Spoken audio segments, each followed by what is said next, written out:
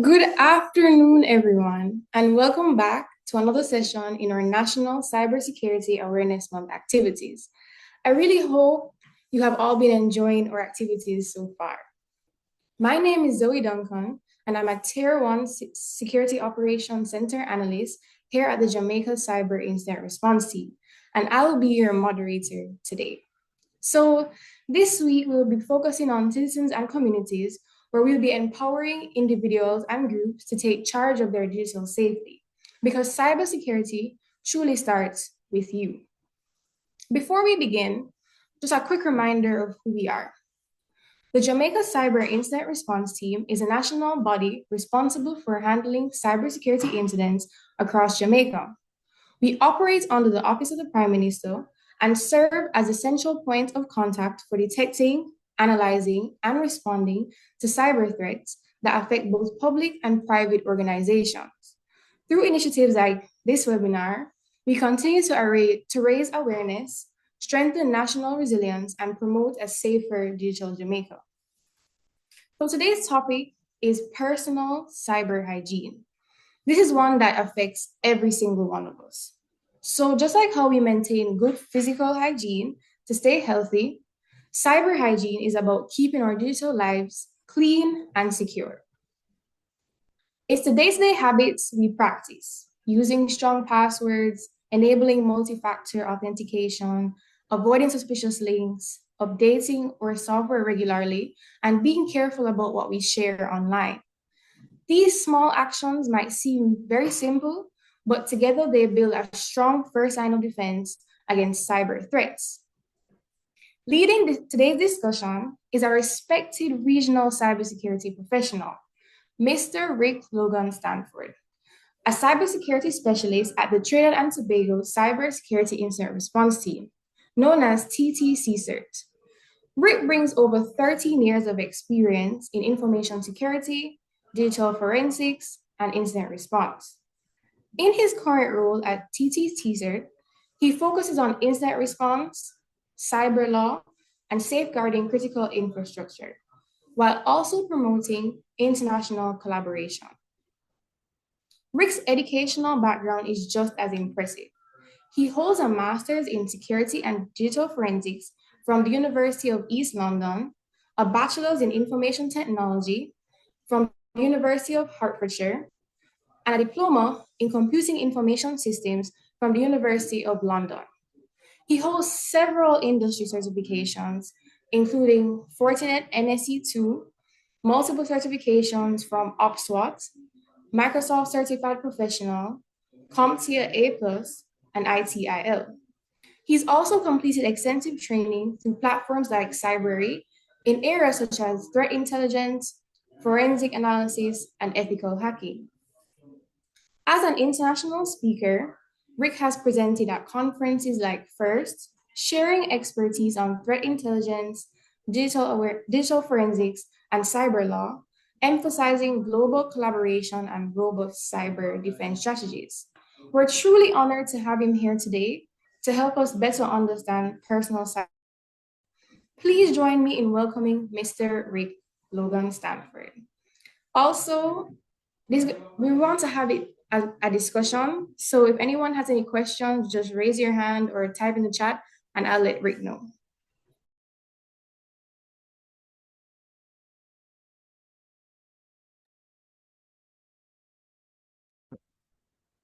Well, okay, Zoe, I think that's my cue to step in. Thanks for that No introduction. problem. Um, well, welcome all. My name is Rick Logan-Stanford, as Zoe said. Um, my presentation today will be on cyber hygiene, and I would like to actually have an interactive discussion while the presentation is going on. So feel free to ask questions while I'm speaking, so we could actually have that discourse. Um, there's no such thing as a stupid question. All questions are valid. If you just to clarify a few things, right? So let's just dive into it.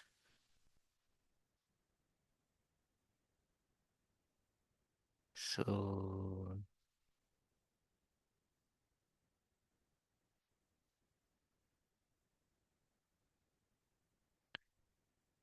Can everyone see my screen?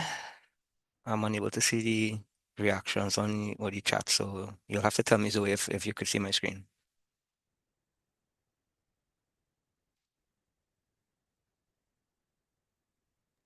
Yes, we can see your screen, Rick. Okay, cool. No. So today, everyone, we'll be talking. Rick, Uh-huh.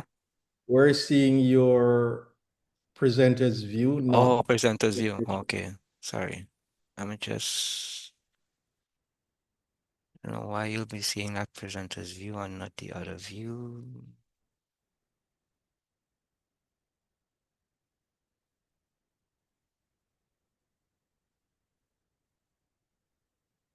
Okay, so you're seeing my screen right now. Yeah, that's good. Okay, cool. Thanks very much. Okay, so let's get started, everyone. We're here to talk about your personal cyber hygiene on the internet. As Zoe mentioned, it's just like physical hygiene, but just in cyberspace. So as we go along, just to introduce the TTC cert, just like our cousins, the Jamaican cert, we are our national cert. We are administratively under our Ministry of Homeland Security, newly formed Ministry of Homeland Security. We came out of our strategic objective out of our strategy in 2012, where we became operationalized in 2017. What we're going to speak about or going to just go through here in our presentation is the importance of cyber hygiene. We're going to talk about common personal threats in cyberspace right now. We're going to talk about scammers and how you can outsmart scammers. We're also going to look at passwords, as Zoe mentioned, these little things that adds up to good hygiene. We're also going to look at how you manage your digital footprint in cyberspace and how to protect yourself digitally and what to do if you find yourself compromised. So just like Zoe mentioned, simple definition of cyber hygiene is just simple habitual practices. Simple things you do online, um, nothing too technical. So small things that could help you create a better security posture, we would say in the industry, to keep yourself better secure out there from these cyber criminals, right? And these cyber criminals, same crimes that you see in real life, as the slide says, it happens in cyberspace. Identity theft, financial theft, um, social engineering, malicious social engineering. There's a difference in malicious and non-malicious, as well as child abuse, which is right now is something that is very prevalent and is growing and something that not just in your region, but globally, we're trying to keep trying to close down the reins on those things. If I'm going too fast, anyone could just say and ask any questions. So just to take a look at the top threats right now, with any region. Ransomware, as everyone sees in the news, is something that is in the forefront, but it's not just for organizations. Anyone can be a victim of ransomware. The common man in the street, corporations, governments, anyone. Social engineering is our next threat right now, within the region. Comes from phishing, account takeovers, identity theft, financial and e-commerce fraud is the next thing that's right now prevalent within the region, especially within these times, Christmas time, shopping times. And we'll take a look at these things later on in the slides. Misconfigurations. This is another thing. Most people overlook it, thinking that they are not on the radar of these cyber criminals to be taken advantage of when in reality you are. Once you're in cyberspace, you're on their radar. So emerging threats right now, because of technology is growing, one is AI generated deepfakes. Sure you all have seen that online, so you've seen videos. I'm sure you've seen a couple of these videos and not aware that they were deepfakes. But what attackers are doing now when they're using AI, they're using AI to actually spread misinformation and to actually manipulate persons to do exactly what it is they want. They use AI to fake being an influencer, being someone of fame, fortune, and you see them use this to manipulate people to actually fall for their scams, right? Especially within romance scams, you think you're talking to someone that is caring, someone that's empathetic, and no, there's something totally different. There's may not even be the same gender you think you're talking to at the end of the day, right? Even of the voice, because AI has evolved to a point now where you can mask someone's voice. I could actually use software to sound like Zoe, and no one will ever know it's not Zoe talking, right? IoT exploitations, Internet of Things. What these Internet of Things, these range from your wearable devices, your smartwatch, to your smart fridge, to your smart toaster, smart coffee maker, anything with a microchip in it that could actually process data and interconnect it to the internet through your Wi-Fi, Internet of Things. They all talk to each other, and cyber criminals are finding ways to actually infiltrate these devices to perpetrate attacks. Right? They exploit these devices to get your personal data, to get your information. And right now, information is in your gold, information is in your oil, right? It's better than money. Information prints money. So before we go forward, is there any questions so far, or is everyone following?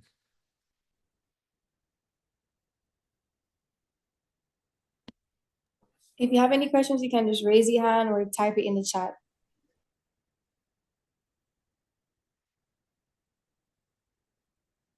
Oh, someone Okay, so there's a question. for how you can So, spot deepfakes. Well, it's something we will address that later on in any presentation, how you can spot deepfakes. But I can say right now they are getting more and more difficult to spot these deepfakes, right? But we'll discuss that later on. So for now, we'll look at how we could outsmart some of these scammers here, how you could be a little smarter than they are. So when you're thinking about these online scams, right, you need to think about social engineering. And it's one thing I like to ask when I do presentation about social engineering. Well, before the slide comes up, is how much people or in the audience I'm speaking to are parents, or even have they used social engineering in any form or fashion, right? But as you can see on the slide here, social engineering is a psychological attack. It's nothing technical. If you're a parent, if you're an uncle, you're an aunt, and you're dealing with a child, you have used social engineering. Even if you're doing you got a friend to do something that they wasn't supposed to do, or say something they wasn't, give you some information they wasn't supposed to give. You have used social engineering. It's nothing too technical. It's nothing that you need a degree, or you need some kind of doctorate to use it, right?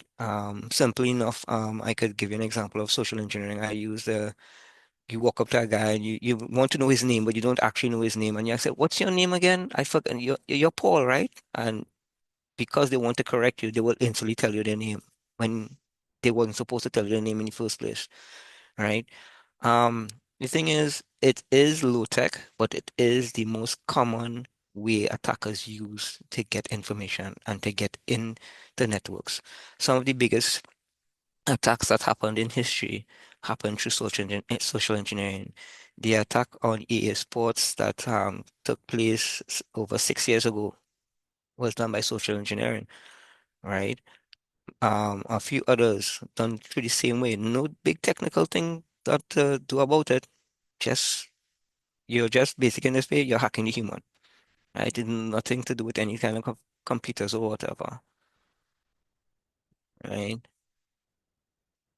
So aside from social engineering, we mentioned phishing. So we're going to talk about what phishing is. I'm sure that a lot of people heard the term phishing, and just to express what phishing is just an attempt to get information from you through means of emails, right? They send you an email, the information they want you to do something urgently. In all these cases, they want you to send information. They want you to send a name, a username, password, account information, account number, right? But these emails are not coming from legitimate sources. They seem to come from legitimate sources, but they are not from legitimate sources. The reason why people fall for this at first glance, it looks legitimate, and that's what they want. They don't want you to look deep into it. They want it to look good at first glance, and you're not going to look deeply as the sender and perfect spelling and grammar. No, you're just going to see they're just going to attack key phrases. They're going to attach key phrases so that you see urgent, needed, now. And you see these things, and psychologically, you're going to act quickly on these things without actually being cognizant, without being cautious, or actually being more detailed into reading what it is there you're looking at, right? as for phishing, there are different types of phishing. There are spear phishing, and that where phishing goes for a group. Spear phishing is more targeted to one particular person to gain one particular set of information. So you may get a suspicious email. You're a group of friends, or you work in an office, and you get a suspicious email. Your coworker don't get it. That is a spear phishing attempt because they're attacking you, right? But if you get this suspicious email and then your coworker gets it, and then the next coworker gets it, and your coworker, that is a common phishing campaign. They want to catch as much people because they will send out this campaign, and if they send it out to 200 people, they don't need 200 people to click on the link. They just need one, only one. That's it, right? Now, what they typically tend to do is tend to mimic or disguise themselves as banks, disguise themselves as businesses in your country that you know and you recognize, your telephone company, your cable company, your internet, your other ISP providers, your utilities, and they tell you they'll give you messages like they're adjusting their billing, please confirm your account number, please confirm your bank account information. If your utilities going to do that. They're not going to do that over email. They'll let you come in and do that information.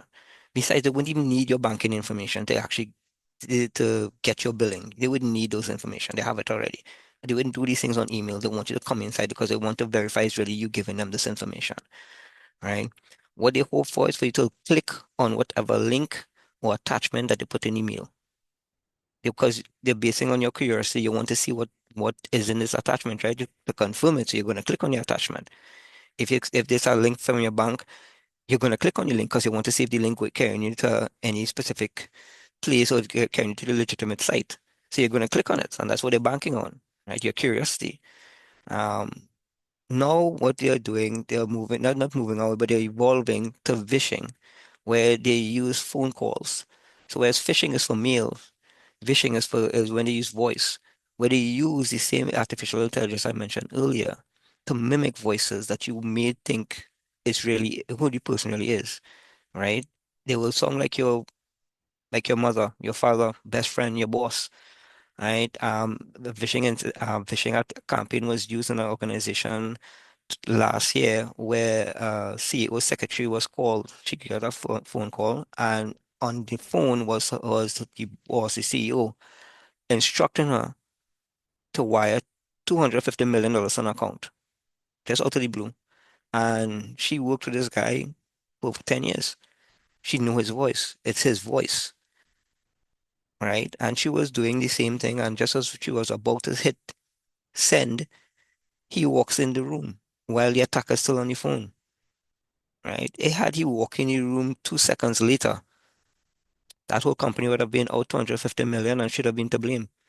But she was doing what the boss said on the phone. Okay.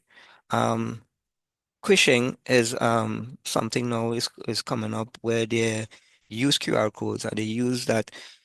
We all feel QR codes are safe. All QR codes are good. And I'm not saying that all are not good, but they're using your false sense of security in QR codes, and they're posting the QR codes, and then they're using those same QR codes to direct you to malicious sites, right? And those will go, you will take that and that will go beyond or go around whatever controls that may be in place on certain networks to block those malicious sites.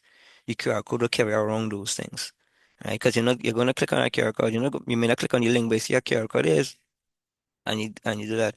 There's an experiment in England where a guy tested out that same theory, and he printed a QR code and posted it on telephone poles, and the caption was, "I caught him cheating. See for yourself." And persons didn't know what it meant, didn't know who it was talking about, but they still took out their phones and scanned it, right? And led them to the same page of telling them about squishing and these sort of things. So those are other threats right now in this sphere, in the cyberspace that you need to be looking out for.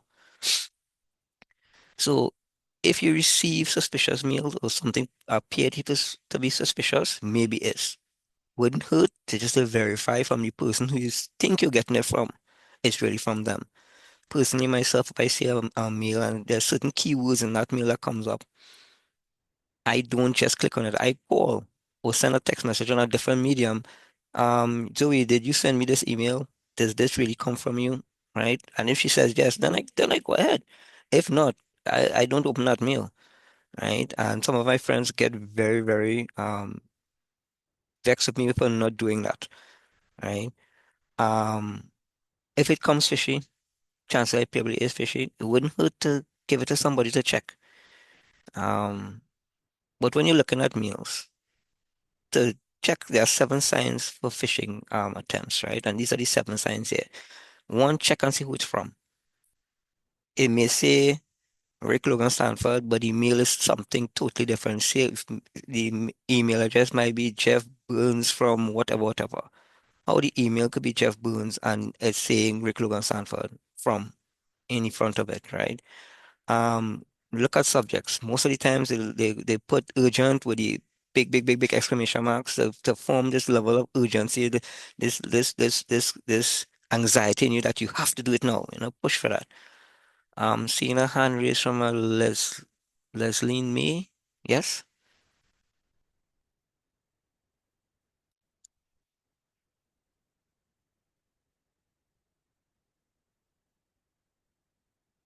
Hello?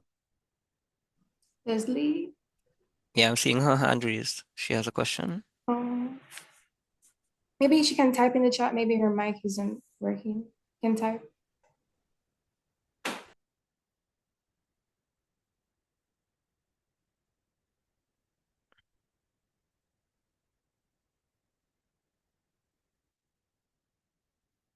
I'm not seeing her Okay, question. Are you? I think she puts it down. Oh, okay. Oh, okay. She don't want to ask a question. Okay. Okay. So yeah. Um, Third thing to look out for generic greetings. Your bank know who you are. Your bank is not going to say, hello, customer. No, they know you're Joan, you're Francine, you're Frank. They know who you are. They're not going to give you a blanket greeting like that. Fourth, just need your credit card number. Nobody's going to ask for your credit card. No business, no organization, no bank, no utility is going to ask for a credit card number in an email. None. In an email, in a text message, not at all. They're not going to ask for that. They want you to come in with your card, right? Five, check before you click. Right? Most of these sites, when just like in the illustration here, if you just hover your mouse over the link, you could actually see the real address underneath it, right? Most of these hackers, because their address is so long, they hide it behind what we call BT links, small links, right? They truncate it, they cut it down. But if you hover your mouse over it, the cursor over it, you actually see the legitimate, what really the link is behind it. So you could see, okay, this is from my bank, but why is it going to some other organization I have never heard of? If the email is from PayPal, why does it go to PayPal? Who is PayPal? Right? Which also comes to the next one, the sixth sign, look for suspicious characters. Sometimes they interchange characters. They'll put a capital I instead of an L. They'll use a different character O instead of a normal O, a dollar sign instead of the F instead of a S, exclamation mark when they're not supposed to be an exclamation mark. So look for these these characters. It takes a little doing looking at these things. Um, Lastly, don't open many attachments that you're not aware of. If it looks suspicious, especially if it is that you're saying that you get mails and saying your invoice is ready, you didn't order anything. Why are you getting an invoice, right? Or your shipment is ready. There was a campaign up to 4 months ago where in the region people was getting mail and text messages from UPS saying your package is ready, your package is being delivered. Click here. You didn't deliver any package, you didn't order anything online, so why did you get a package delivery notification for? Right? So we think about these things, right? So these are some signs you can look at when you receive mails, just to check it through, right? So going on to financial and e-commerce fraud.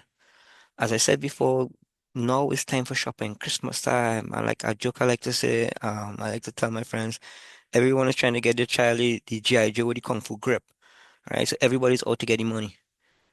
And they use these times right now to the way your guard is down because everyone is shopping, everyone is buying online. They use this particular time because you're not going to look twice at the site to make sure it's Amazon site. You're not going to look twice to make sure there's a little lock on the top of the search bar, right?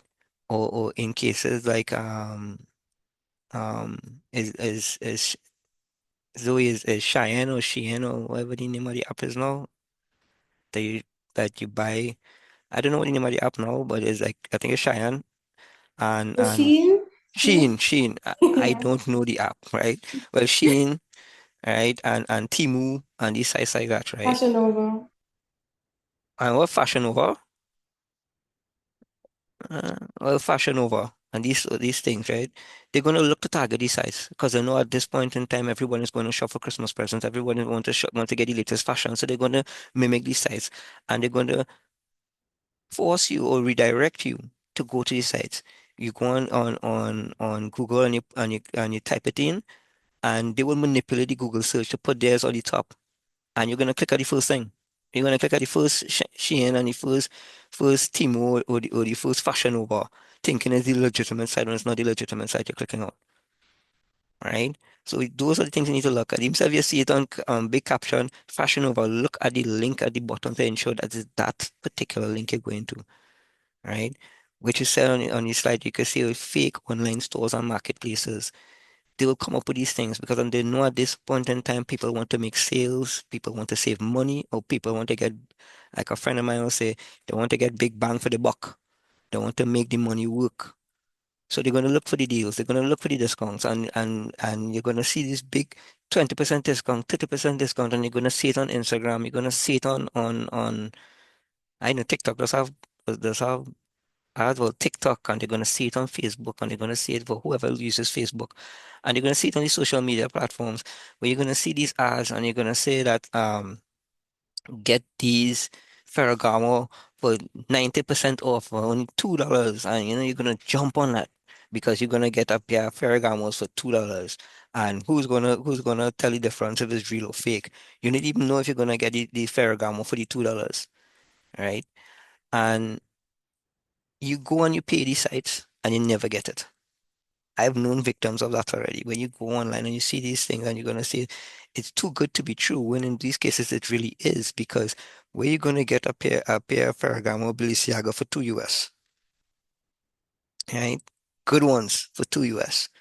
And you spend this money and you give up your credit card information and you never get the product. But then again, you can't go and chase them down to get it because the site no longer there, the marketplace is no longer there, right? So when it is you go on these things, right? Check the domain, check the names, check the reviews, check the payment options. Look at these things before you go and actually just click buy because they're getting very, very, very good at mimicking legitimate places. And no small places with the big name places are looking very good at mimicking and following through. Some of them even give you the legitimate site in the front end, and then when you come to pay, that's when they take your money. They catch you on that payment part right there. Right? Some of them even give you the fake site. Carry on through to payment, and when they do capture your payment information, then they put you onto the legitimate site. Right? When you're looking at these things, right? Also look at, as the slide says, any deal that come and tell you that you overpaid for something, right? Or you're getting refund of something. You never bought it, so what you getting a refund for, right? Again, all of these are used to trick you because they want you to enter your information. They want that information from you. So no matter what it takes, they're gonna get it, right? So what all these campaigns are for is designed for you to give up information you won't normally give up to the common man walking on the road. The person you will not give your credit card information to somebody you just met. So they're gonna make all of this thing enticing to you. They're gonna make all of these things so appealing. You just can't resist it because they're going to play on that part of your brain and say, damn, I could have had a deal. This is a deal. right? A next scam to look out for it in your region, and right, especially right now with current trade, what's going on, current economical stress, cost of living rising, investment and crypto scams. Everyone is promising to get you money and get you profits. Everyone, right? But if you sit and think about it, if I give you $500, how it is that you're gonna make me $50,000 in a week? Maths doesn't make sense, right? And as far as cryptocurrency goes, cryptocurrency is a very volatile thing, right? I tell friends often when they ask me about investing in cryptocurrency, I tell them I invest in cryptocurrency. I have fragments of it, but the thing about it is, do not invest money you're not willing to lose. As with any form of forex, at any form of trading, unless you could put money you're willing to lose, don't even bother touching it because it's too volatile. If the cryptocurrency, after the person back in cryptocurrency ends up in any kind of legal distress, that whole cryptocurrency falls, right? But that aside, they use these things, right, to have you pull in because they want you're looking for money. Everybody looking to make money now. Everybody looking to double their money, triple their money. So they're gonna tell you, you pay this fee, you deposit some amount of money, I'll triple it for you in a week, I'll triple it for you in 2 weeks, right? But what proof you have? What proof they have about that? Right? They're playing on that, and I would say desperation to make more money, that desire to be rich, right? Desire to be comfortably well off and to actually pay your bills, make ends meet. They're looking for, and that's the kind of people they prey on, people who are looking for the money, right? Our next thing to look out for is card skimming, right? Um, as much as this is slightly physical, it's still something that is more digital than anything else, right? When you go to the ATM machines and you use point of sale machines, they have devices that are able to capture these things because everybody know cards have chips on it, right? So they look for that and they'll scan those things off your card, right? So be very careful when it is you go to these ATM machines or you go and you use your cards in any point of sale machines, right? You touch it. Don't let anybody take your card from your hand. Plain and simple as that. Another thing that has been growing is romance scams and these help me scams. I'm not sure how much of you all have come across this or yourself or know friends or family have this, where they come and they build an emotional connection with you. I've done some investigations about it myself and I've seen these things. They study you. They will find your social media and they will look at all your posts and something we will discuss later. And they'll look at all your posts, they'll look at everything you put on social media about you, and they'll build a profile about you. They will size you up, and then they will take that information and use it against you to build a rapport. You like dogs, they'll build that connection with you and dogs. You have kids, they'll build that connection with you and kids, and they'll pull you in emotionally. And at some point, right? They're gonna ask you for $5 here. That $5 will turn to 10. That 10 will turn to 100. The 100 will turn to 1,000. 1,000 turn to 10. And before you know it, you're out hundreds of thousands. 2 years alone, it was estimated that $4 billion left the Caribbean through this romance and help me scams. And so it's quick, help me. I need to buy food. I need to pay my rent. Right? But what it is, they're doing these things. They want the help, but they want you to buy gift cards. Most of the time, they don't want to send you cash. They want it in gift card form because the gift cards is untraceable. Right? You just have to snap a barcode and they get it and they change that back for money. Often, what they do, they'll tell you, "I need to pay my rent. I need a $20 gift card," and you not thinking about it because you're already emotionally connected with this individual. So you're not going to think, what is $20 going to do to pay a rent? And then they'll take that $20 from you and they'll go online and they'll sell that $20 back for $50. So they just made $50 and you're out $20.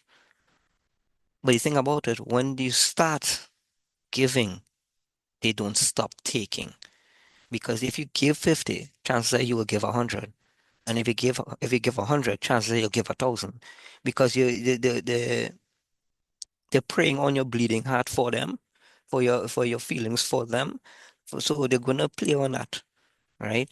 And it's always an emergency.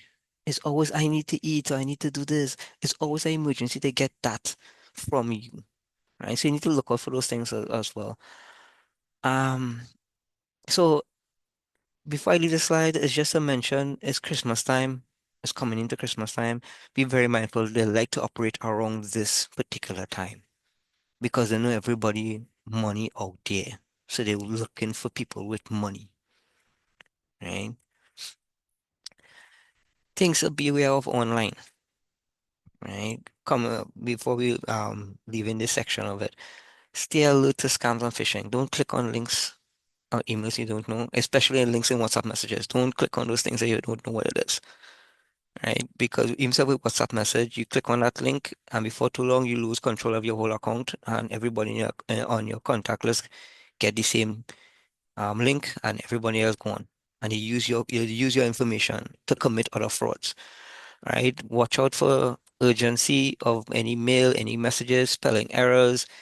Look very, very closely at the domain. Sometimes the misspelling in the domain is so minute you may not even see it, right? Especially to the naked eye, you may not even see it. Any password that you get, do not share it.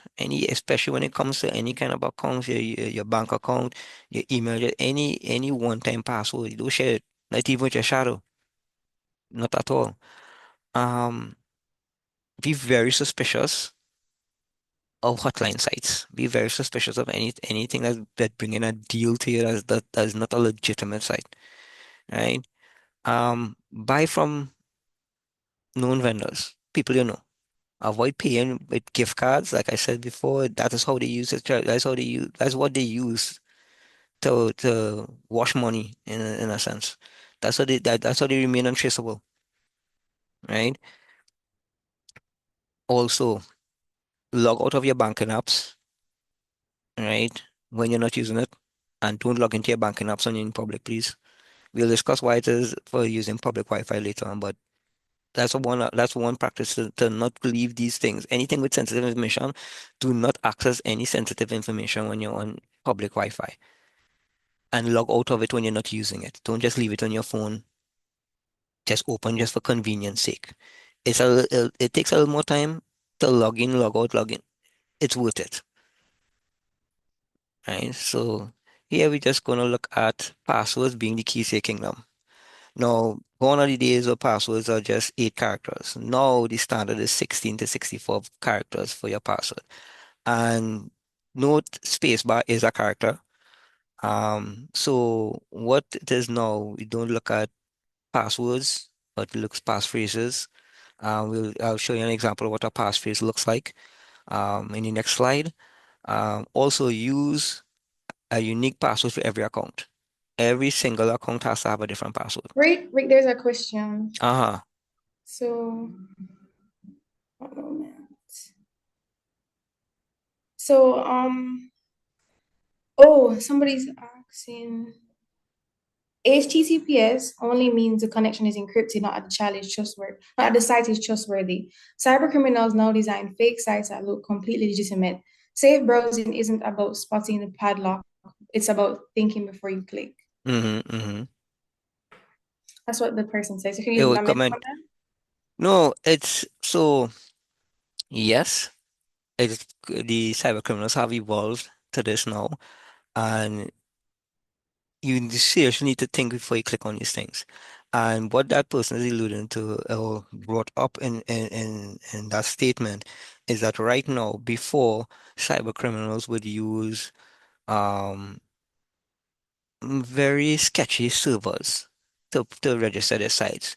But now, what we have seen in the region and globally, what we have seen, they're using legitimate sites. They're using sites like CrowdStrike, like not CrowdStrike, like Cloudflare, to hide behind.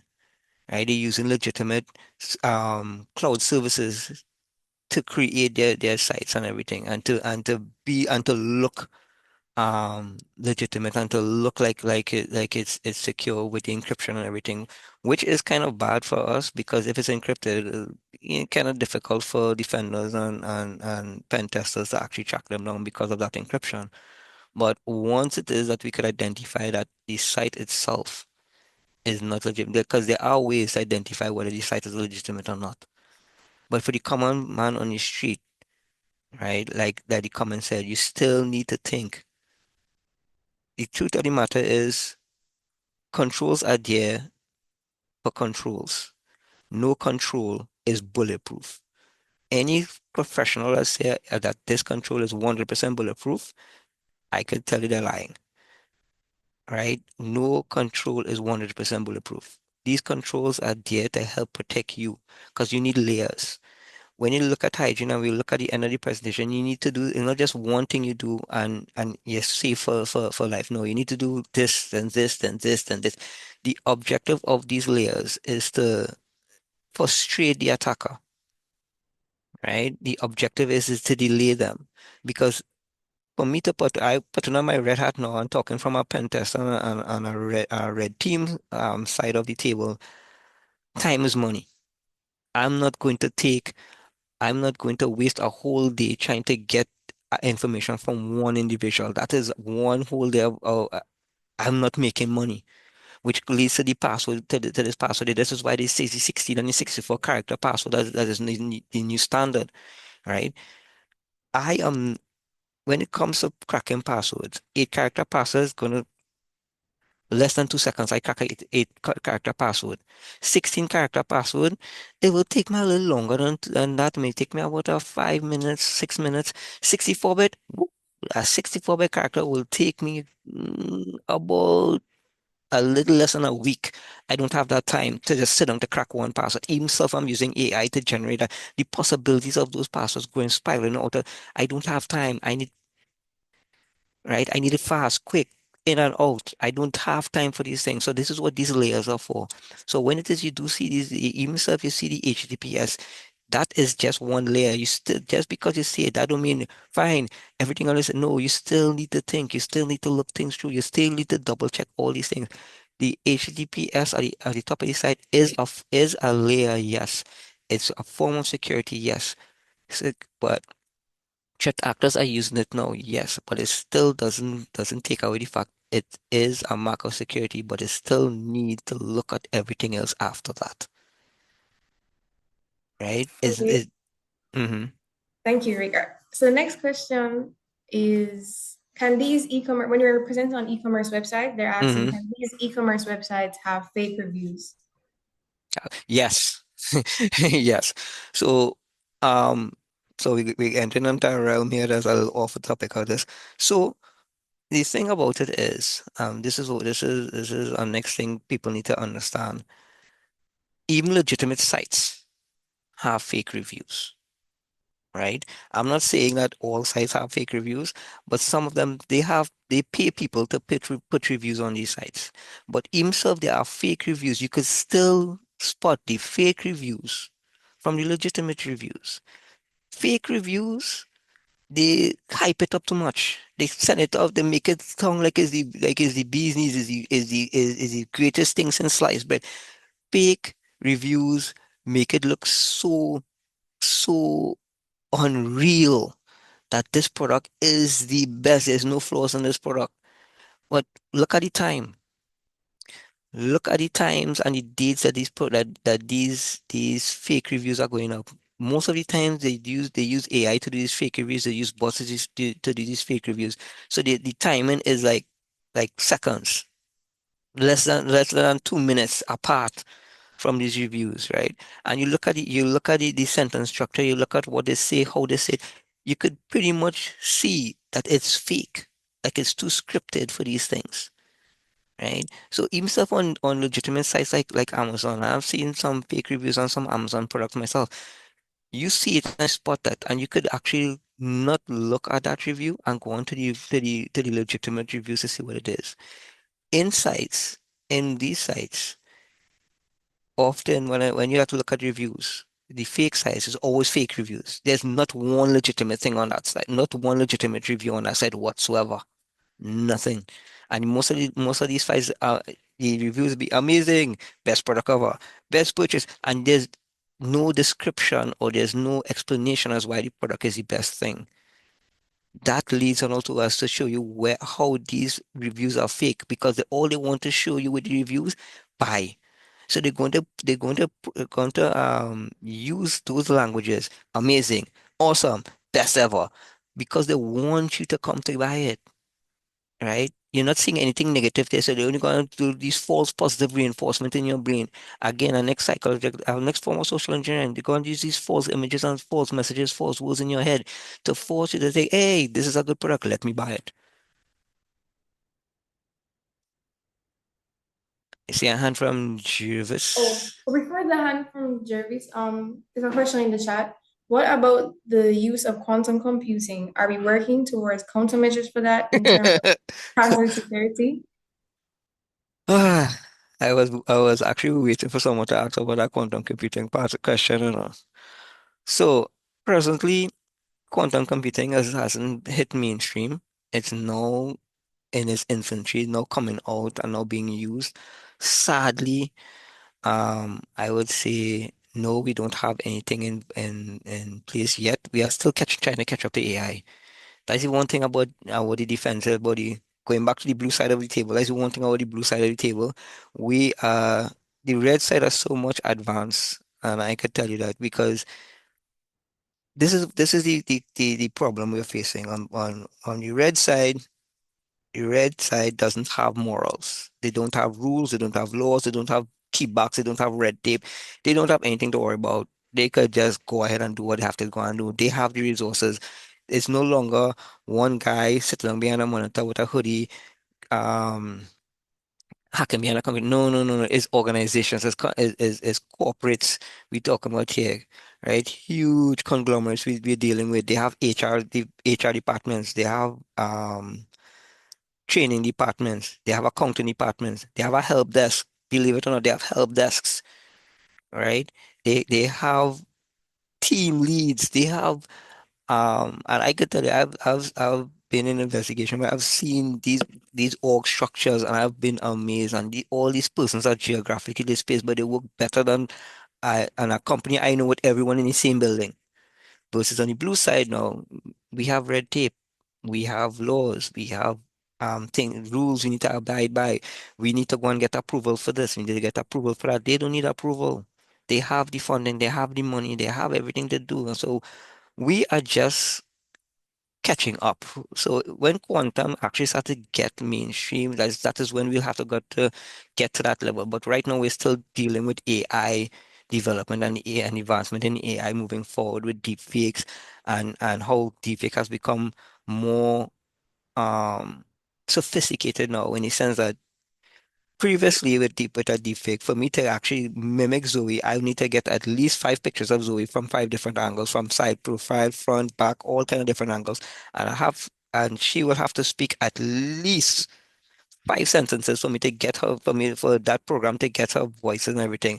Right now, right now, online, free tools, there are free tools online right now. What I just need to get one snap of Zoe's face or Rihanna says, no matter what angle, what side, I could get a side profile, top view, bottom view, just the chin, and I just need one picture, and I could actually mimic their I can map their entire face from one angle picture. And they just have to say hello, and I could mimic the whole voice and just hello, and these apps exist right now. So put quantum computing into the mix, right? It's just going to make it a whole lot harder. Even if we're cracking passwords and everything, going to make it a whole lot harder. That's why but on the slide right now, which is why we are actually asking persons, or it's advised that persons actually enable MFA with their password. Because the password alone not going to cut it, right? It's just a matter of time as you bring up quantum computer, it's just a matter of time. Because the average computer right now, even of the fastest gaming computer to crack a 64 character password, is still going to take at least for 48 hours. With quantum computing coming in the mix, to crack that is going to take, right? It's just going to snap. But with multi-factor, like I said before, when you add all these layers, it's like a bulletproof vest. You add the layers not to stop the bullet, no, but to slow down the impact of the speed of the bullet so it don't hit you. It don't stop it dead in its tracks. It just slows it down. It puts layers in front of the stop to keep it back from hitting you. So think of all these tips and all these things and all these practices as layers in a bulletproof vest. The more layers you put on, the bullet will penetrate, but it will not hit you, it will not reach you. as versus you don't have it and it goes straight through you.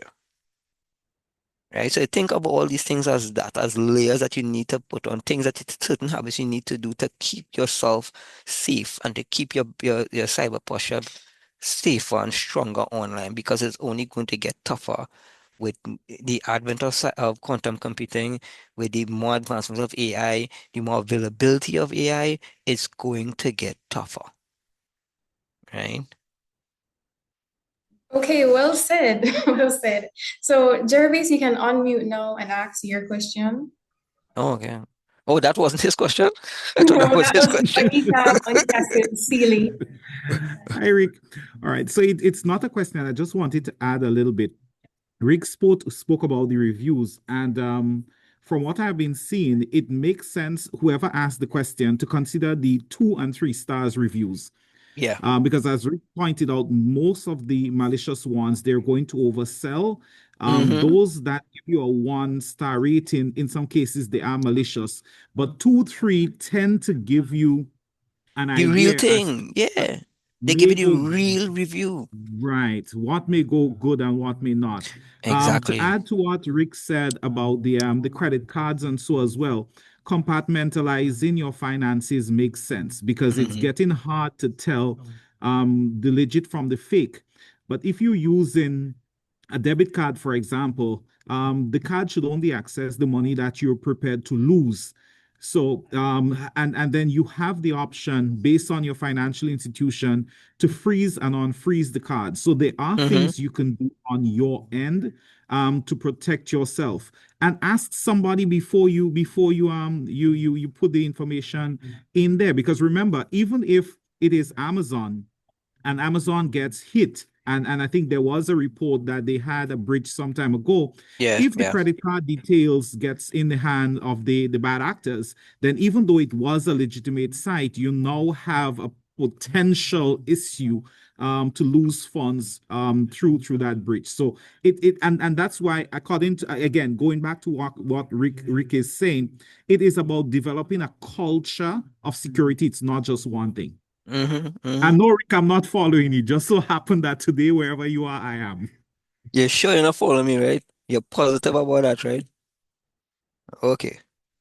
Uh, right. So just like Jervis said, is developing a culture, developing practices, developing this habit of things you do on a regular basis. And what he said is actually true when it comes to credit card. I know he's going a little off sketch here with the presentation, but compartmentalize. I myself am like that. So recently I had my wallet stolen in travel and I was not panicking. I was not worried. I was able to freeze all my cards like this, but still have access to my money, right? So you need to be able to do that and have your money in a way that if your card gets compromised, is they're not going to walk with your whole fortune, right? So continuing with the slides, last on this one, remove all access from all devices. Sometimes you have a spare device, you give it to a cousin, give it to an uncle, give it to a friend. Remove your access. Once you're not using that device anymore, the access shouldn't be on that device. Google helps with that. Apple helps with that. You could actually control all devices that have access to your accounts. Just remove the device that you no longer use. Uh, So, talking about passwords, I'm sure everyone has seen a password like this before in their time. This is a weak password that should never be used. Um, this 10, reasonable, but still crackable. Now, when you go to 17, something like this, you could read it as my dog shave big feet or my dogs have big feet, whichever way you want to read it. But this makes it a little harder, right? In the sense that when you have to deal with capital letters, common letters, special characters, and how it is you put it, the combination of a statement this long is not just one, two, three, four. No, you run into hundreds and thousands of combinations you could actually get for this before they actually get it right. And next thing you know, this may be the 500 us try. Attacker's gonna wait till 500. After me personally, I will tell you after maybe 30 attempts, I done. I go on to the next person. And that 30 is still generous in some cases. Some red hatters I know 5 and they're out the gate. After 5, if they can't guess your password in 5, or they cannot crack it in within 5 attempts, they're not even gonna attempt anymore. Right? Now to deal with having all these passwords, I know I said have a different password for every single account you have a different password for your Hotmail, your Gmail, whatever you have. This is a form to hold all these passwords. And this way you don't have to remember 10 million passwords, you just have to remember one. Right? So password manager like this will house all your passwords for everything, your Google, your Netflix, your Disney Plus, your Hulu, everything could stay in this one, and all you need to remember is just one strong password. Right? Only problem with that is if you forget that one password, well, everything is lost. Or if you haven't had anything, which leads to you don't write your passwords down ever, nowhere at all, right? You leave traces. Once you leave traces, it can be found. So this is a little exercise for those watching. You could actually go to this site, right, to see if your credentials have been leaked on any platform, right? So what this site does, the site is Have I Been Pwned, where you go in and you put in your email address or any email address you use with credentials that you know with that password you think you have used with others, and you click pwned and it tells you if you have or not. We tested it with our um contact. As you can see, we haven't been pwned. That password is not anywhere else because we don't use that email address to sign on to any platform for any services. But we attempted someone else's. It was blocked out, and we found that his account has been pwned. It was found on Canva and Edmundo, where he actually signed on for services. And what it does, it shows you right here which platform was breached that your information was found on. Now, at any time you put in your email address here and this comes up, change your password one time. Chances have been used, but change your password one time, right? So we on to multi-factor authentication. As I said before, no matter how strong your password is, it's still not enough. You always need a next layer. Start to be the next layer and need that. And the multi-factor authentication is always something what is either what you have or what you are. Most cases, your biometrics. Sometimes it's just a token. Others is a flash drive. For the more advanced ones, a flash drive that you use. In other cases, it's an app that you download, an authenticator app you download that gives you a key that's supposed to synchronize with the server key. Once those keys synchronize, you have access, right? Um, and as the slides say, if you use your one password for every single account you have, every different account, all you need to get is just one of those accounts, and then that one password, as the slide said, is the keys to the kingdom, right? They get all inside here. They get everything, right? A next thing to look at too is app security. No, this is something I emphasize a lot with persons when I give my speeches and I talk about this thing. Always be mindful of the apps you download on your phone and your smart devices. Your phone, your tablet, not so much your laptops, but your tablets and your smart devices. Because the laptops are different kind of app security you're going for, but these smart devices, be very careful. More often enough, some of these malicious sites, some of these malicious apps do look like legitimate apps. But when you look at the permissions, it doesn't add up. If you're downloading a calculator, why does a calculator need to have access to your camera? Why does a calculator need to have access to your phone records? It doesn't. All it's doing is adding, subtracting, dividing, and multiplying, right? It does not need access to this thing. So be mindful when you download apps on your smart devices, what you're giving it permissions for. If you download an app, let's again use download a camera app or photo app, and it needs access to your phone book, you don't need that app. It's taking pictures, it's not calling anybody. If you download an app and it needs access to your banking info, your banking application, or the access to record your screen activities, you don't need that app. Find the next one. or find a different way to do whatever you want to go and do.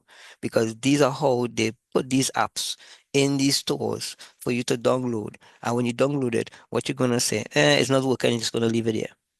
Fun story about that. I don't know how much time I have, but fun story about that one. Just recently, about 3 months ago, there's this CEO, can't really say which country or what the company is, but the CEO has taught himself to be a very good tech guy, a very cyber-oriented kind of person, and he's very paranoid about everything. And he lost, right, 500 um over 500 bitcoins with something similar like this because he went to download an app at a repository that everyone goes and download apps from that repository. It's a nice storage space. It's a safe storage space. But going back to what Jervis said and mentioned, and we spoke about earlier with the reviews, he neglected to look at the reviews. He neglected to look at the download, and he saw all because instantly when we were reviewing the case and we saw it and we said, how can he not see these red flags? He ignored these red flags because he let his guard down thinking that this app is coming from this space is a safe space, so I don't need to look at all of this. He did not look at the hash, he did not look at everything. And when he downloaded the app and he put the app to run now, and the app never ran, he's thinking to himself, might be bad coding. And he left the app on his phone. Woke up the next day, his whole crypto wallet was empty. It was that app, right? And he neglected all of what I'm saying here with what to look up for. He neglected all of those things. And he considered himself a very tech savvy individual, and he still fell victim to it, right? So all that to say, when it is you're looking at apps to download, maybe a cool app and they do it like, make your wallpaper look dynamic, make your charging animation. These apps look at what it is. These things are asking you for access and permissions to use on your phone when you're not there, or himself when the app isn't running, what is using in the background. More often enough to see that these apps are illegitimate is because when you download these apps, you realize your battery runs down faster. You realize that certain other apps are not working are not working properly enough, right?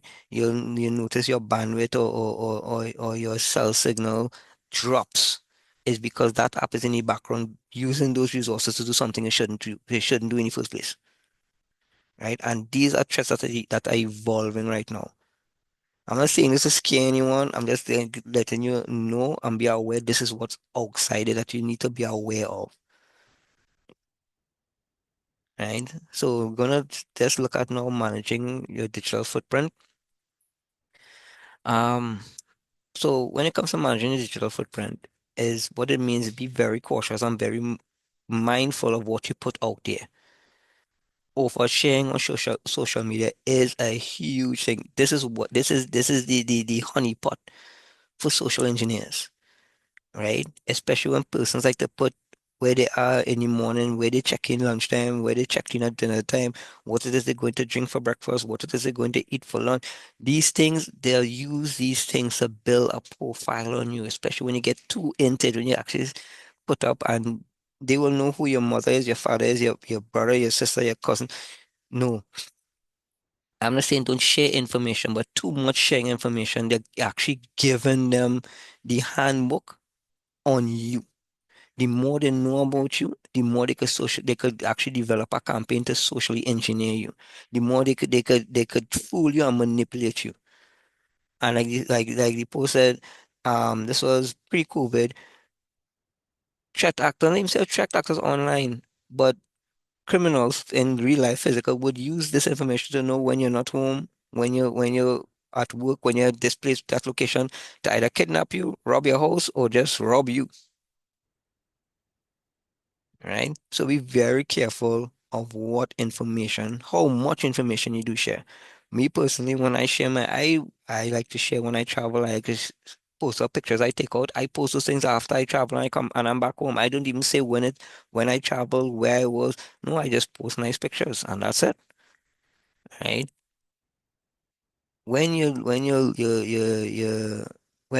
on social media, everyone is looking at you. The more exposed you are, the more vulnerable you are. That's something to keep in mind. right? And be very mindful of these know your zodiac sign or know your spirit animal quizzes or how good is your IQ. No, again, they are building information on you, they're collecting information. The more they collect, the easier it will be to build that emotional connection, the easier it is to manipulate you, the easier it will be for you to fall in that emotional pit that they could just take advantage of you. I'm seeing there's some comments. Oh, I'm saying, Onika said, make sure your photos aren't geotag. Exactly. Well, we'll deal with that. That's our next session going on. All right, we'll speak about on geotagging. Right, and just remember, once it's online, right, even if you delete it, it's still online. Nothing is really truly ever deleted online. Right, so now we're going to talk about geotagging, right? As was said in as I said in the chat there, take out geotagging off your pictures when you take it out. Right? Even so when you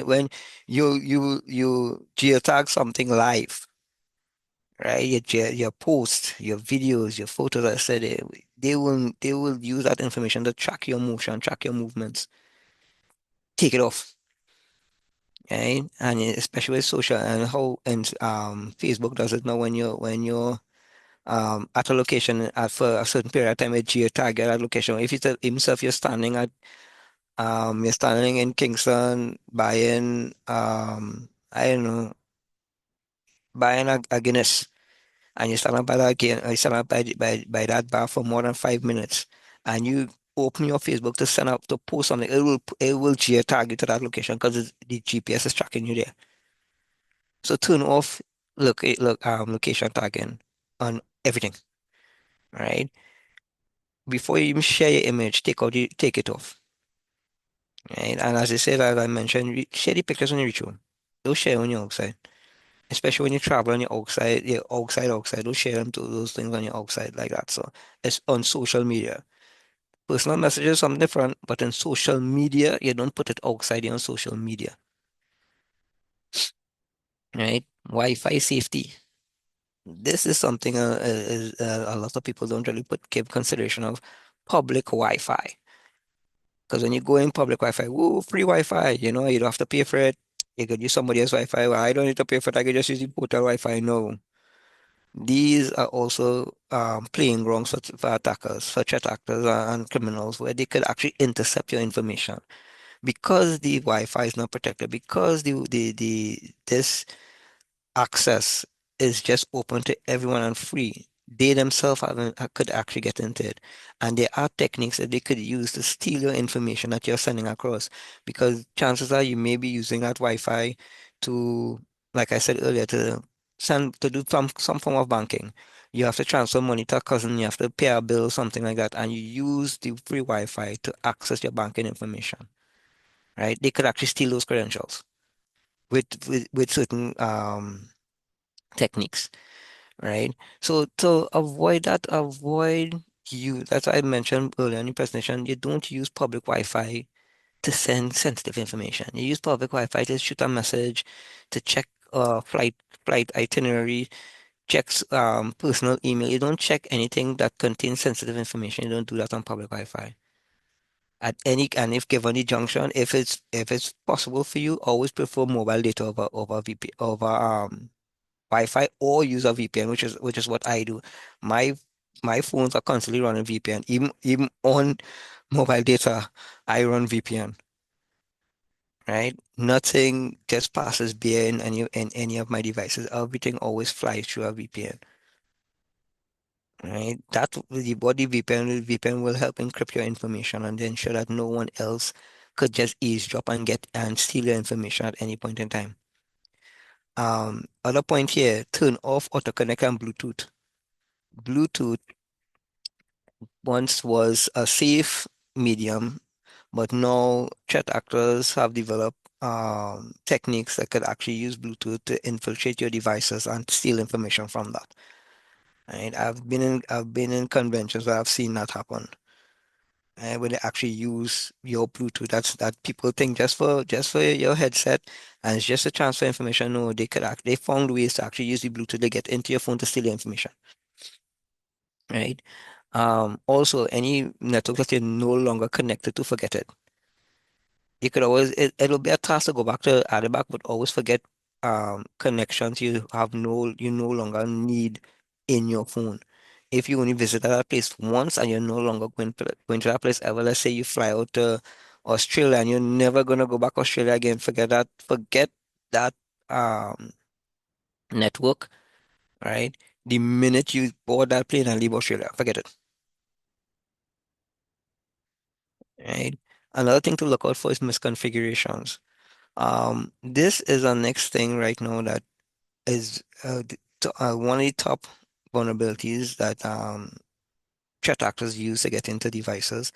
And outdated software is something that we all need to be very, very, very aware of. Because more often than not, you may see you you download an app, it's asking for updates, and you just close it off. Because I've seen people do it on Windows on their computer. I don't have time for that update now because the update is going to take a whole hour to run. No, the update is there for a reason.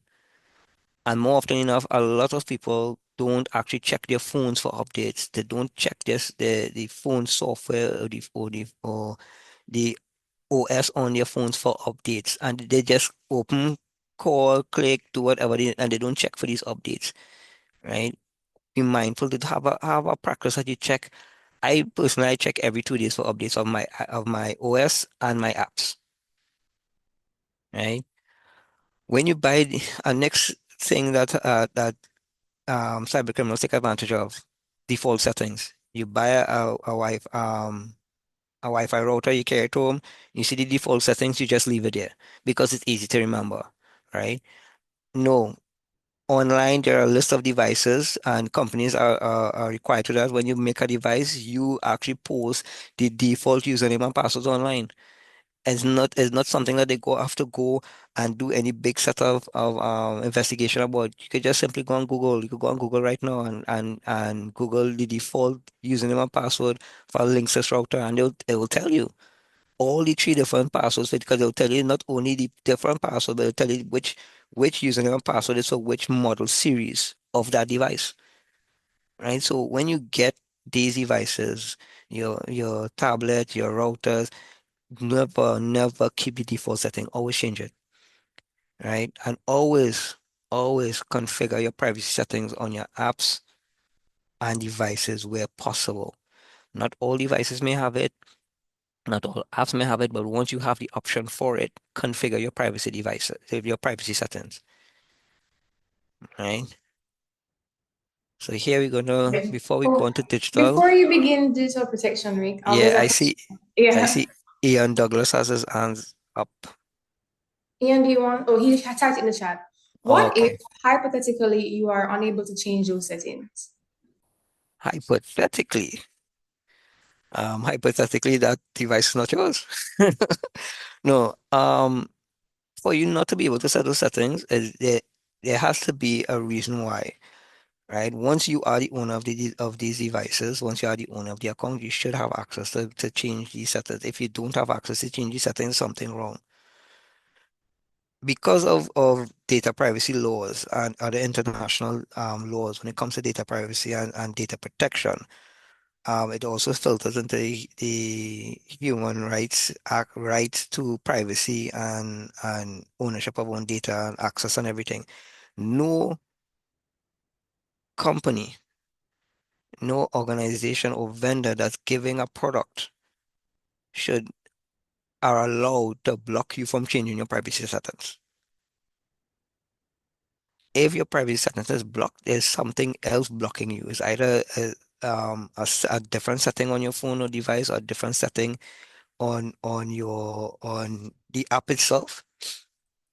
Right? You see, like Jervis said, it's being managed by somebody else.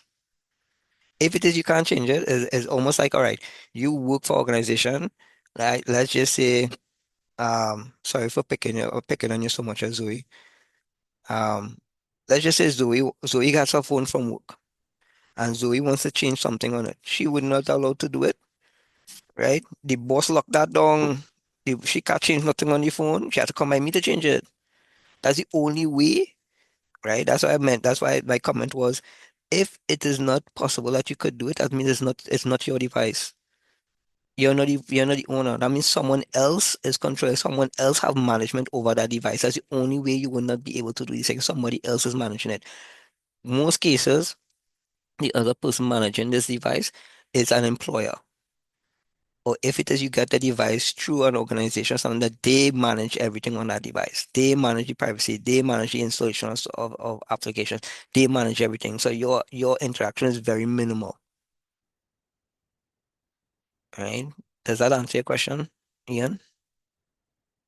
I think that was a very good response. Oh, there's a follow-up question. Ian, do you Uh-huh. want to just unmute and talk? Or he's still deciding to type it out. Sorry, yeah, he said follow-up question.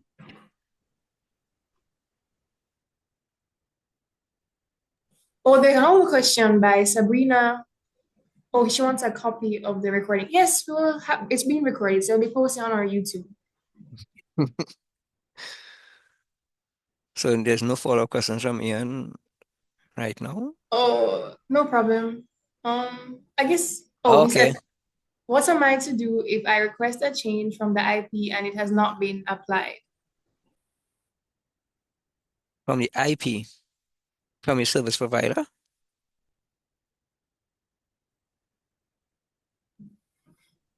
Yes, it's IP. Maybe it's ISP, I'm not sure. Yeah, that's what I'm trying to get at here before I answer the question. Right. Correct, yeah, it's ISP. So if it's from your ISP, it depends on what change and what contract you sign. Now when you're dealing with that, now you're going into law in the sense that is whatever domestic law stays in the country and what law the ISP is complying to. Although there are laws like GDPR and data privacy internationally, domestically, for sovereignty reasons, countries still own or still have their own domestic laws to dictate that has to align with international law, but does not have to follow to the T. So if you're requesting a change on your device from your ISP, take a look at the contract you signed with that ISP to see if that is within the contract to have it changed. Right? Because that's a whole different thing. If it is that you're from the ISP and and you want to make a change, that is something you need to pick up with them. That is a whole legal matter. That's where you need to go and look at that contract because the contract will specify what you can and cannot change and what they have control over.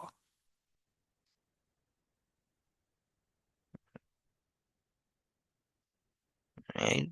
Okay, so on to The next part, yeah.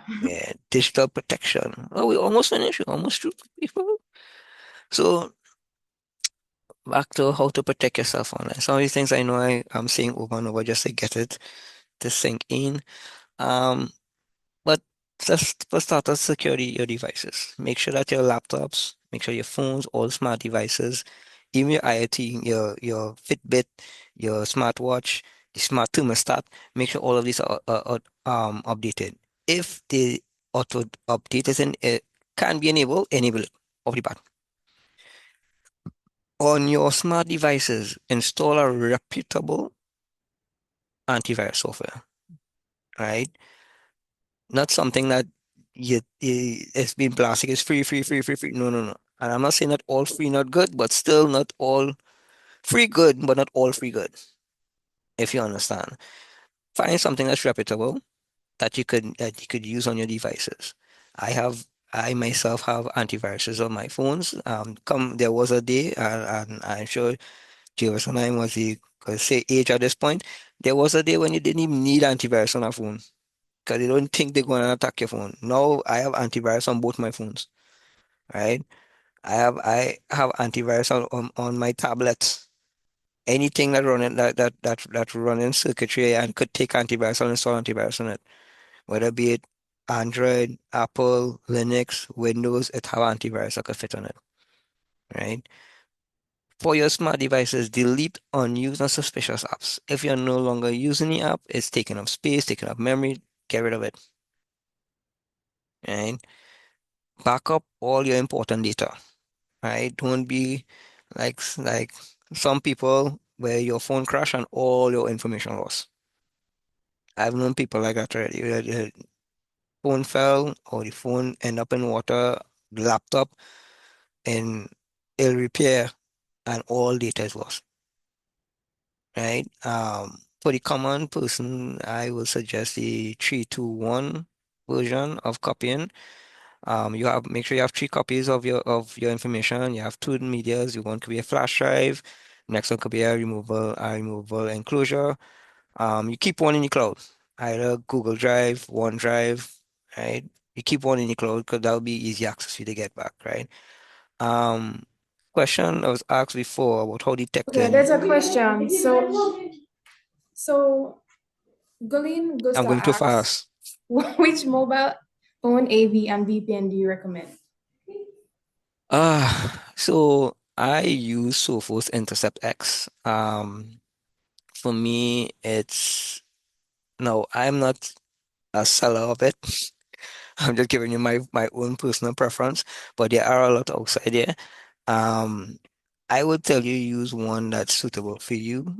That's be the political answer to give. But personally, I have explored Sophos Intercept X. I've explored the Virus Total AV for your phone. What you need to look at, and well, this is what the reason why I look at these things. What you need to look at when you're looking for AV for your smart device, for your tablet, for your phones. Look for something that will give you a comprehensive security. Look for something that would not just only scan your device, but also look at your Wi-Fi connectivity and scan your Wi-Fi connectivity. Something that will look at your browsers, not after the fact, but himself you. So there are on internet AVs outside there. When you get a link, be it from Instagram, tagged, not as tagged, thread, um, TikTok, whatever you get your link. You click on it, it will redirect it to no matter whatever browser you have, it will direct it to the antivirus first to check it. Just like Sophos to check it, Virus Total will check it, um, Clam AV will check it. It will go to check it to ensure that that site is a legitimate site before it even lets your browser open it, right? So look for something when you're looking for these particular ones here. Look at, as we say, just like with everything else, look for the name. You see an antivirus, look for the company that developed it. Look into what the company, how long the companies are around. Look at the products they have. Research the company before you put it on your phone, right? Research what is you going to get out of it. What is you going to get real-time protection? Or you have to scan it yourself manually every day. Is it going to look at every Wi-Fi you lock onto? Is it going to help by masking your phone, even self you don't need it, or even self you're going to go through you himself using VPN because I on one of my phones himself I go through a VPN and everything. I actually mask my MAC address and mask certain things about my phone, so you can't really tell what my phone really is before I go and use anything else, right? But you need to be mindful because this is not a widespread practice right now. Some services may block you because your antivirus is actually performing certain security checks. Certain things may not allow you to log onto it. Right? Certain access point may not allow you to log on to it. And in my opinion, if it doesn't let you log on, you don't need it. That means that site is unsecure. And if you take off your security settings to go through that, you are unsecure. Right? So look at these. My suggestion is to look at the antiviruses that are out there, whether it be for your iOS, whether it be for your Android, look at it and see what coverage and what it is actually giving you before you install it. What it is you're looking for. Because you don't want to have, like I say, you don't want to have a Ferrari engine and you're only going 1 kilometer, right? You need something that fits you and fits your purpose and how you move with your phone, right? And be able to um, do checks on your applications. When your application get an update, do the check on your update. And so look for those things when you're looking for antiviruses for your phones and your smart devices. Was that all the questions? That's now looking. Oh, I use Bitdefender security on computers, tablets, smartphones. Okay, yeah, I'm saying so. There's also tablets, smartphones, things. Surfshark, right? That's a good one. Yeah. Give it a list. I did not get the name of the antivirus programs you had suggested. Could you kindly repeat slowly? Oh, okay. So just like Jervis recommended, well, typed out in the messages. Sophos Intercept X is one. Bitdefender Security is the next one. Bitdefender also has a agent that could be installed on smartphones as well as on Android as well as iOS. Um, Virus Total, they have a downloadable version you could actually download on your phone. But that is more manual. If it is that you're actually doing analysis on the fly, if you're actually more advanced, you can use that. Um, Clam AV was more for Linux-based devices. It's not really continued that much anymore, but it's still effective. For Linux, it's not advertised, but it's still effective for Linux devices. So you can start looking at those um, to to I think it's CSET. CSET is another one. You could look at to CSET or CVest. Trying to remember. It haven't been a while since I've used that one, but you could look at them and just see if anything. You could always reach out to Ray and these girls, and they could always give you my information, and I could always shoot you a list of ones you could look at. So that's not a problem. Um, so to answer a question, I know that there's times run out, and I know I promised to answer the question about deepfake before when the first question, how to defend against deepfake.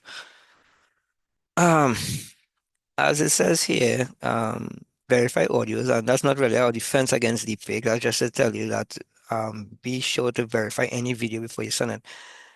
To protect against deepfake or actually detect deepfake, like I said before, deepfake has become more complex and more um, sophisticated now with lighting, moving, and everything. What you need to do is to actually listen, speech patterns, words being said, movements of the mouth, these sort of things. AI has not yet developed hands, so they don't really do hands all that well. So look out for hands, look out for certain gestures, look out for gaps in the graphic itself, look out for how natural the head movement is. So when you're looking at deepfake videos, you're looking at how smooth and how natural, how realistic and human-like it looks. More often enough, the ones that is done on the fly it has glitches. The most the most realistic one I've seen was I don't know if anyone remembers, a couple months ago there was an ad that was circulating through social media about certain celebrities protesting Kanye West's last fashion line or whatever, and they were all wearing white t-shirts, right? Um, if anyone's seen that video, every single celebrity in that video was a deepfake. Every single one. But they looked really, really good. Mainly because they didn't talk, but they looked convincing. Every single one of them, even some who died, who was actually dead, and showed up in the video. Right? It's becoming that scary in that space. Um, when you're looking at IoT devices, like I mentioned before, change all the default passwords, right? Before you even put it on on your network, before you even use it, check for updates on firmware, right? Check for updates and update everything one time before you even start initially using it. And any feature that you're not going to use, disable it one time. If you don't intend to use it, you could always enable it later, but if you're not going to use it, right out the box, right out the gate, disable it. Right? And can't emphasize enough, don't share sensitive information on social media. Right? Try to keep your sharing at a minimal on social media when it comes to certain things. And I said before, everything, and not just um, assume, no, don't assume everything shared online is permanent. It is permanent. It is. No matter what you share online, it's going to live there because of efforts for resilience and interconnectivity and um, preparedness for disasters. Data is constantly being copied, constantly being moved, constantly being stored. It's out there. Once it's out there, it's out there. Can't get it back. And so be careful what it is you share.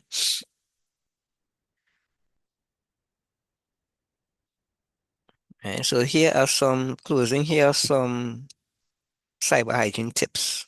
I know some of them maybe I repeat, right? But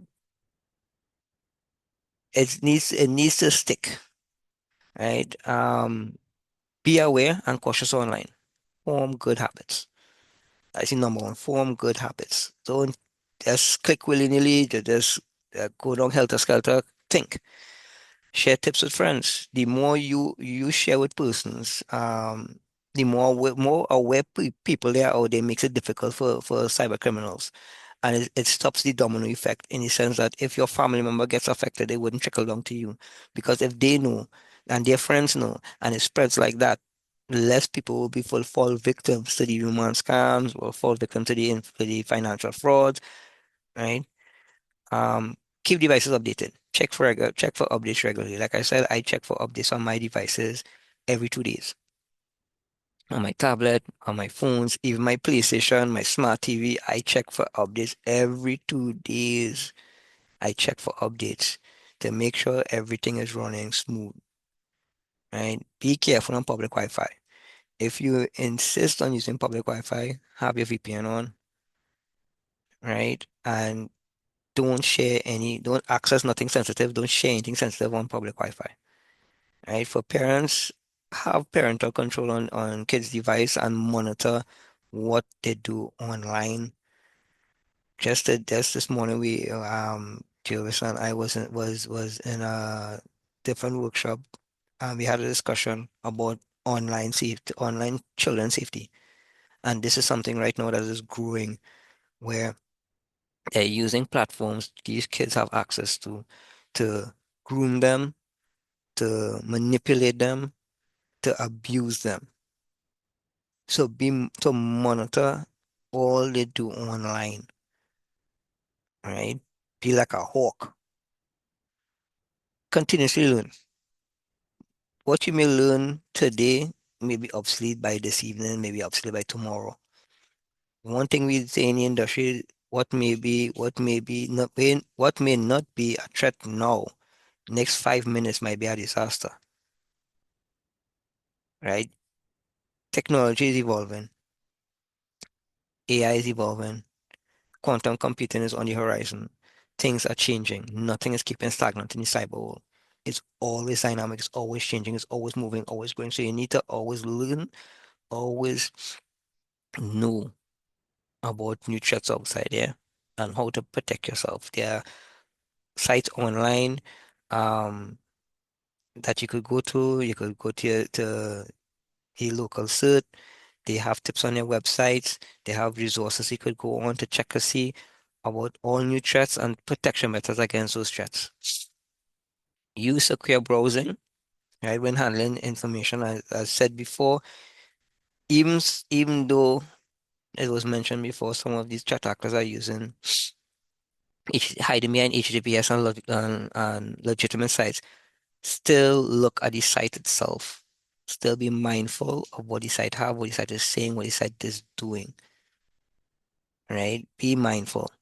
Don't say, okay, it's HVA and I don't need to study about everything else. No, no, no, no, no, no, no. Still keep in mind, right?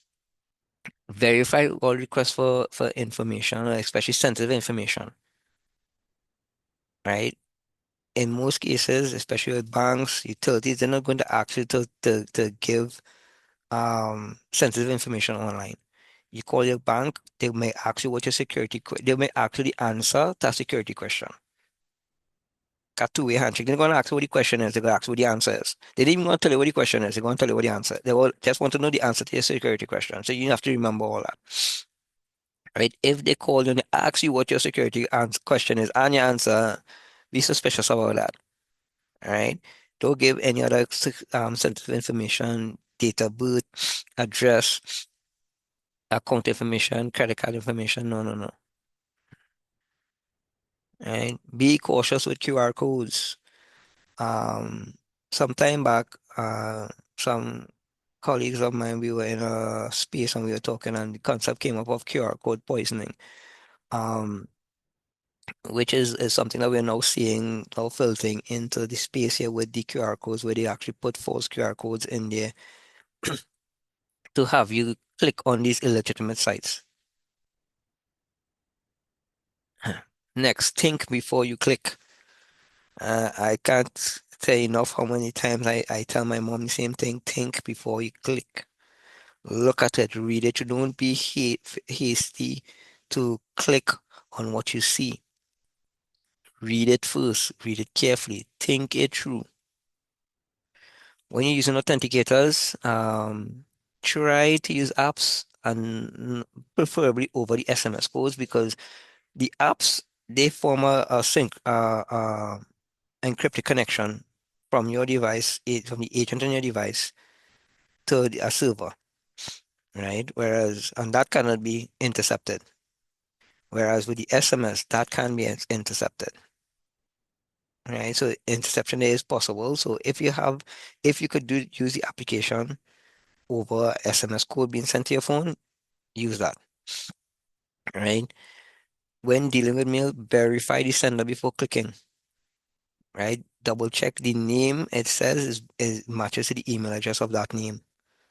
If you know the individual, wouldn't hurt to take up a phone to call the person, send a text message, or find another medium away from the device you're actually getting the message on to ask them if they really sent it.